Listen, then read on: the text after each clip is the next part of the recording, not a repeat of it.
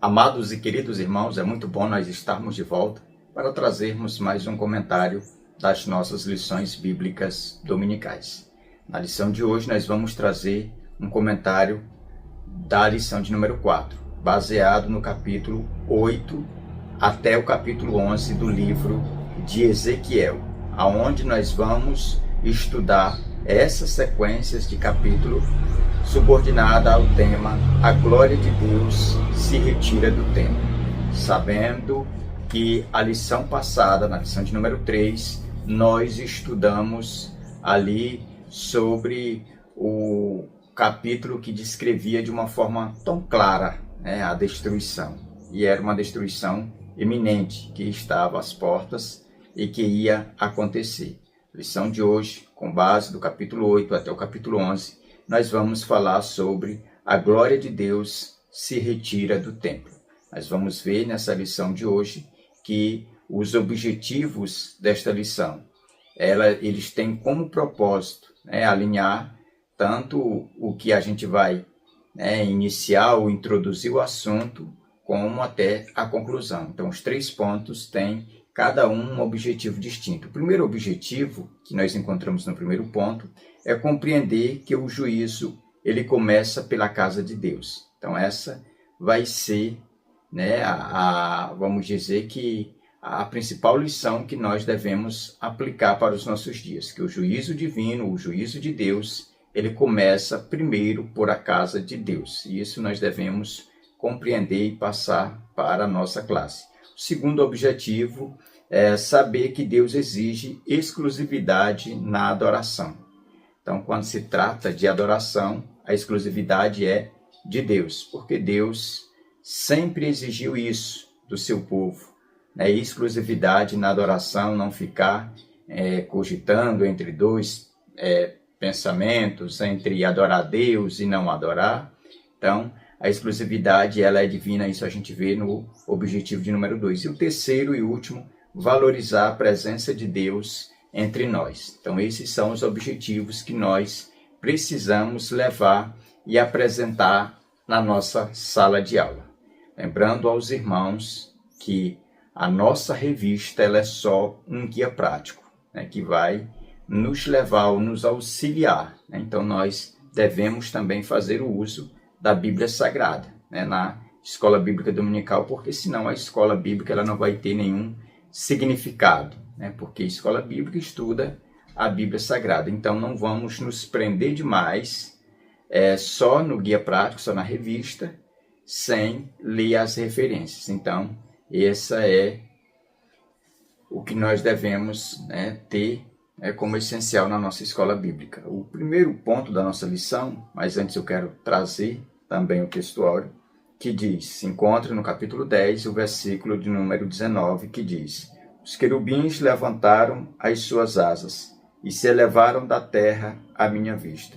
Quando saíram, acompanhados pelas rodas, pararam à entrada da porta oriental da casa do Senhor, e a glória de Deus de Israel estava no alto sobre eles. Então aqui o versículo de número 19 do capítulo 10 de Ezequiel vai descrever o exato momento da visão de Ezequiel, quando ele vê a glória de Deus saindo de onde deveria estar, do lugar santo dos santos, e se colocando acima. E dali ela vai para a porta do Oriente, onde vai se manter distante. A nossa verdade prática, ela diz: a glória de Deus se manifesta onde há reverência, santificação e arrependimento, mas se retira do templo ou o coração no qual o pecado domina. Então perceba que há um cuidado que nós precisamos atentar de acordo com a nossa verdade prática.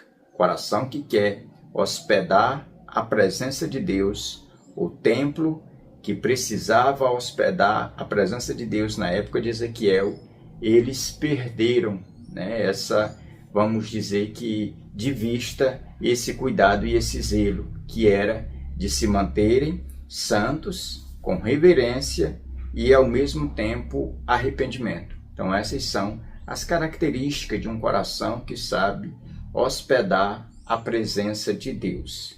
É um coração reverente, que tem reverência para as coisas de Deus, e um coração que ainda se importa de ser consagrado ou santificado para a habitação de Deus. E sempre nos arrependermos aí de qualquer eventual pecado que temos cometidos. O primeiro ponto da lição vai falar sobre a profanação do templo. Aqui nesse ponto, nós vamos ver que o templo ele foi profanado, não só a sua parte externa, mas também a parte interna.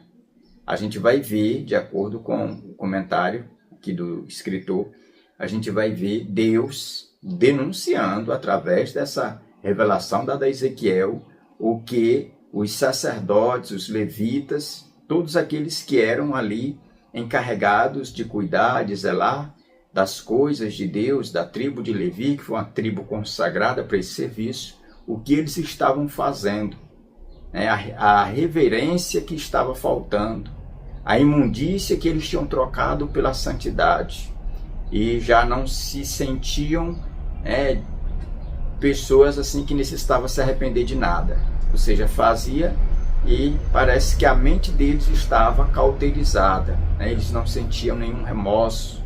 Então a gente vai observar que tudo isso vai gerar, né, essa vamos dizer que essa saída repentina da glória de Deus ali do templo.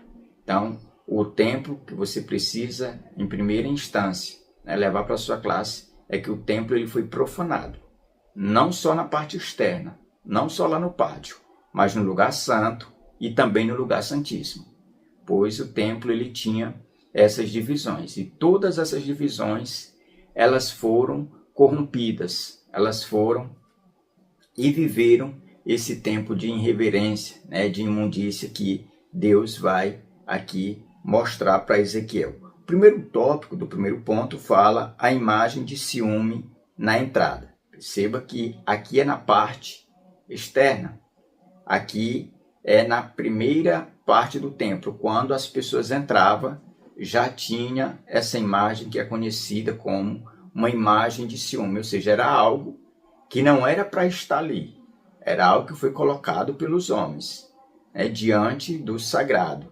E aí toda vez que a pessoa ia, levava um animal ou levava o seu sacrifício para apresentar diante de Deus, já era automaticamente contaminado, porque essa imagem de ciúmes, essa prostituição, vamos dizer que essa veneração por as coisas, a idolatria, já estava à entrada do templo, né? Se estava à entrada, e se a revelação fosse mais profunda, escavacasse mais, ia encontrar mais coisas. É exatamente isso que a gente vai ver no decorrer de toda essa lição. Então, o que a gente precisa destacar é que no pátio, aqui na primeira parte, já havia essa imagem de ciúmes aqui na entrada.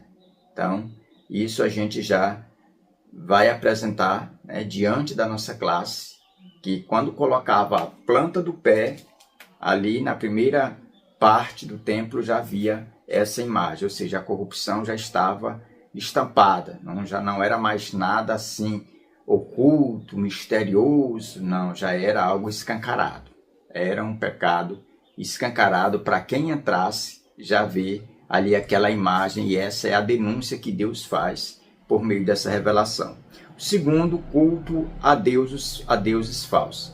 Aqui nesse tópico nós vamos ver que essa adoração ela é vista, né, como algo assim que já está ali no santo, no lugar santo, já é na parte interna, aonde era para ficar só os móveis consagrados, como a mesa da propiciação, o candelabro, né, todos aqueles elementos que foram consagrados para o serviço do Senhor. Ali já se encontrava uma adoração a esses deuses estranhos ou a esses deuses falsos.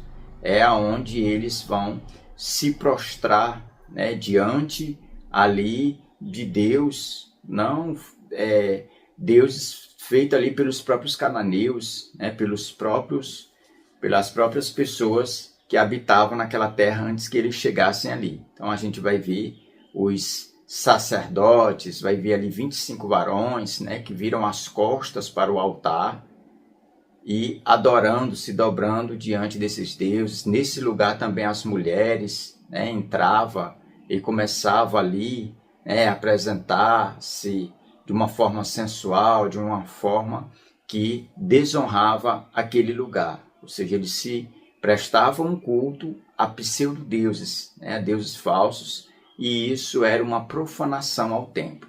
Só que aqui, nesse ambiente, diferente do pátio, não era escancarado. Só quem tinha acesso era os levitas, sacerdotes e sumos sacerdotes. Então era algo meio que oculto, mas Deus vai revelar para Ezequiel o que eles estavam fazendo. Por que que a glória precisava sair? Porque ali, aquele lugar que foi consagrado estava agora contaminado com adoração a falsos deuses. E o terceiro e último fala sacerdotes e anciões idólatras. Aqui eles adoravam, né, a outros deuses. Eram sacerdotes, tinham nascido, né, com essa responsabilidade, tinham se formado para esse trabalho, mas em algum momento da história deles, eles haviam se corrompido.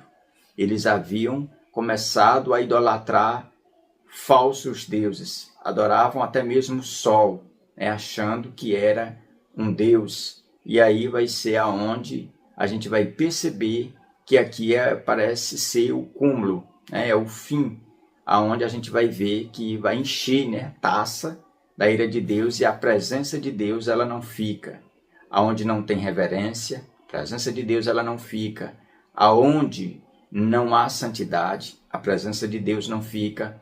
Aonde não há arrependimento.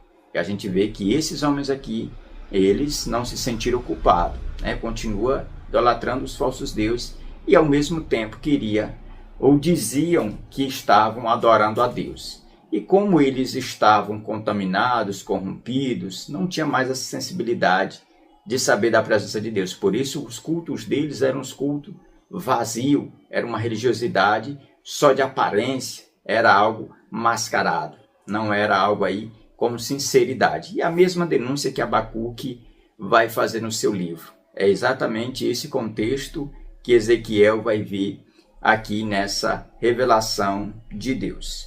O segundo ponto da nossa lição vai falar sobre a glória de Deus se retira. Aqui é com base no capítulo 10, do versículo 1 ao 22, que é o capítulo que vai revelar com uma riqueza de detalhes acerca dessa retirada, aonde Deus vai retirar a sua presença, a sua glória do templo, e essa glória ela vai, né, se estender em direção ao Oriente e não vai mais se ver, né, essa glória.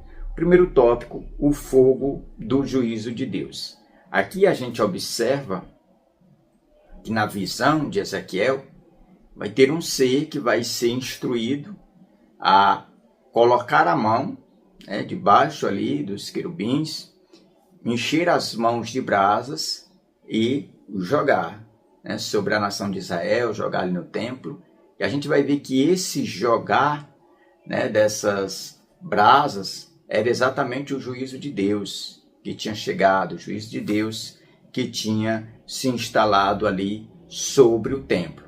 Antes, a gente destaca isso, antes da queda do muro, antes dos caldeus tomarem posse, antes da espada alcançar os judeus, primeiro a justiça começa do templo, começa da casa de Deus. A gente vai ver que esse juízo, primeiro, ele vai abater ali o templo de uma forma interna, né, de dentro para fora. A gente vai ver que a presença de Deus, ela vai sair. Primeiro sai e deixa vazio, deixa a casa vazia.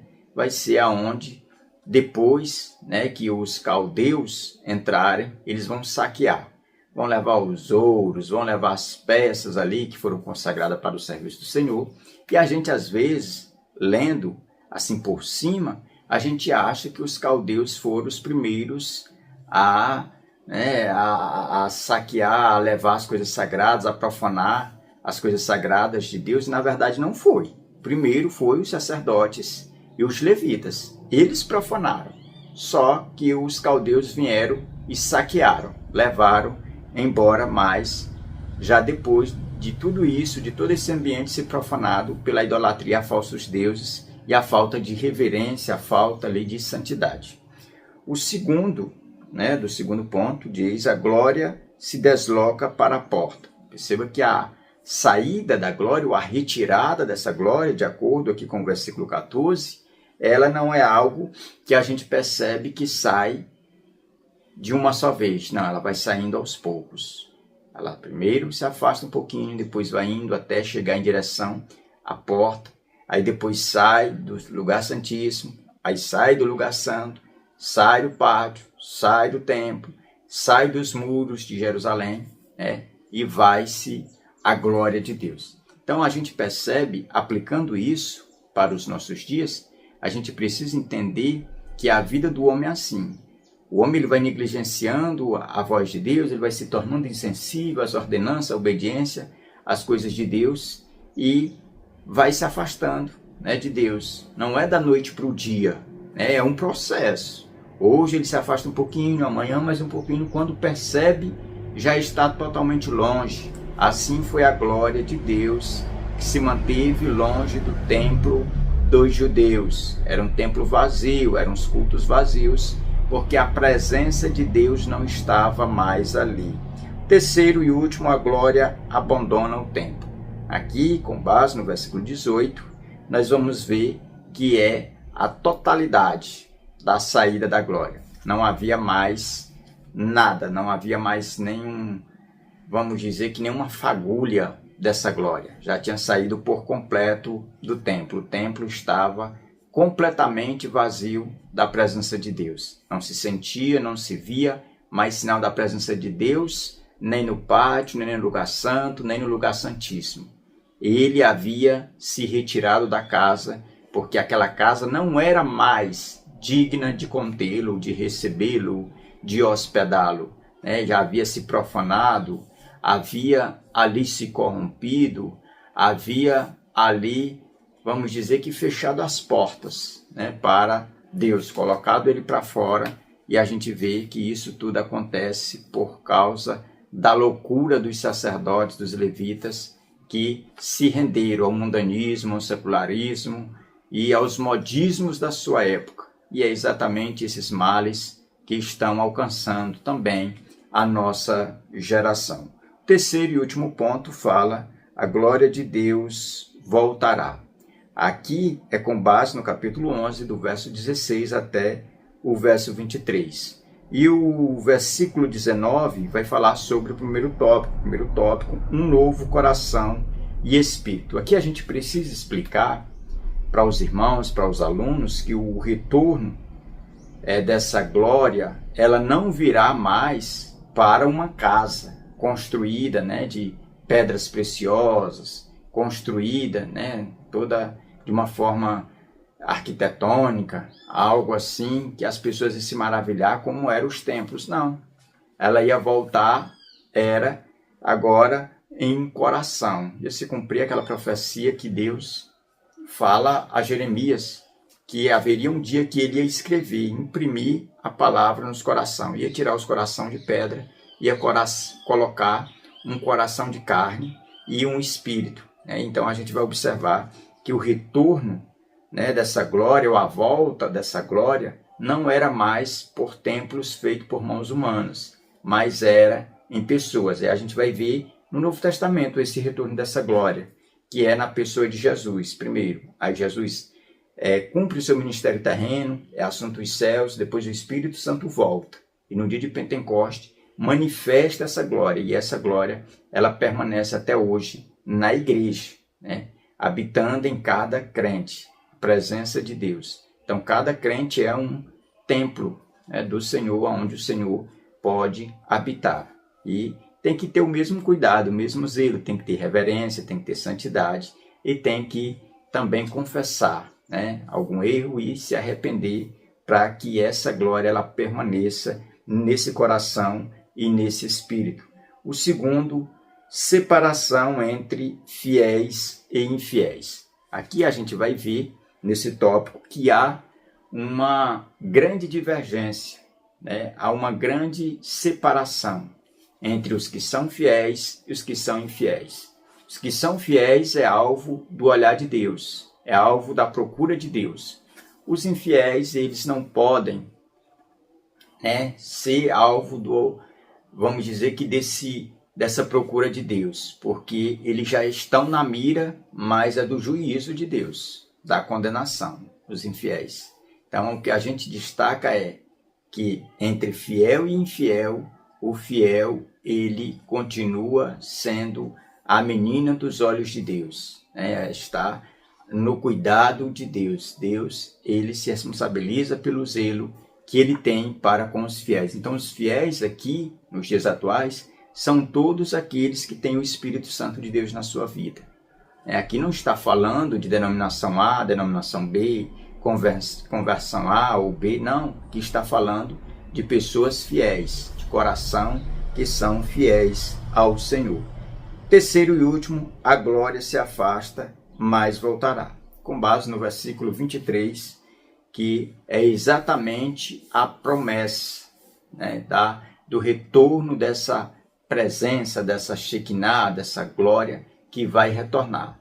E repito, não mais em um templo feito como o templo de Ageu, mas voltou num templo que não foi feito por mãos humanas, né? Foi construída pelo próprio Deus, que é o corpo. Primeiro foi o corpo de Cristo, agora é o corpo de todos os crentes que são igreja, né? Que faz parte aí do templo do Senhor. Então, esse retorno é para a vida de cada um que é igreja. Então, eu quero louvar a Deus por essa oportunidade, dizer aos irmãos que na próxima semana nós estaremos aqui de volta trazendo mais um comentário da nossa Escola Bíblica Dominical. Que Deus os abençoe em nome de Jesus.